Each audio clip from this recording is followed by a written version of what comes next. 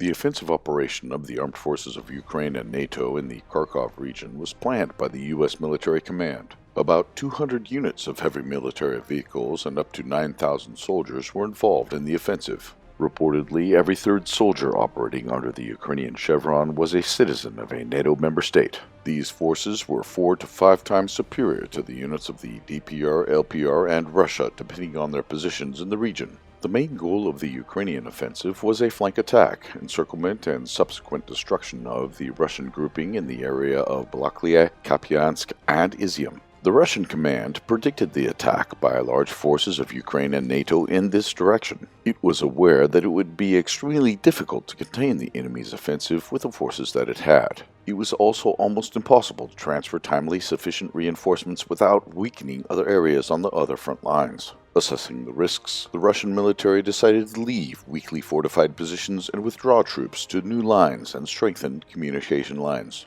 Before the start of the Ukrainian offensive, civilians who agreed to move to the territory of the Russian Federation were evacuated from the threatened settlements. From September 6th to the 11th, Russian units were withdrawing in an organized manner under the cover of specially organized units. Using mobile defense tactics, the Russian military destroyed the plan of Kiev and NATO to encircle the Russian grouping.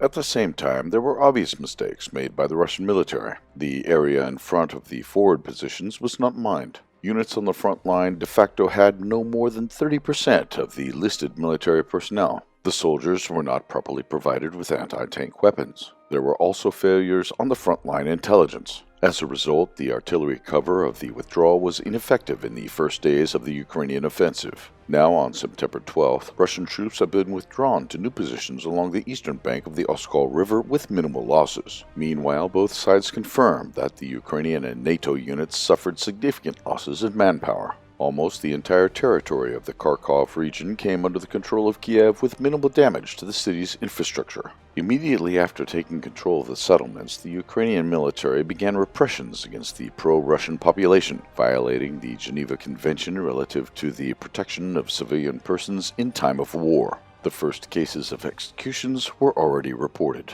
Large Russian reserves are being transferred to the battlefields. The strategically important settlement of Krasny Liman has not yet been taken by the Ukrainian military. The fighting continues. Last night, missile strikes hit the largest electricity facilities in eastern Ukraine. The collapse of the power systems affected the networks in Kharkiv, Sumy, Dnipropetrovsk, Zaporozhye, Odessa, Donetsk, and Kiev regions. Until now, the power supply has not yet been fully restored.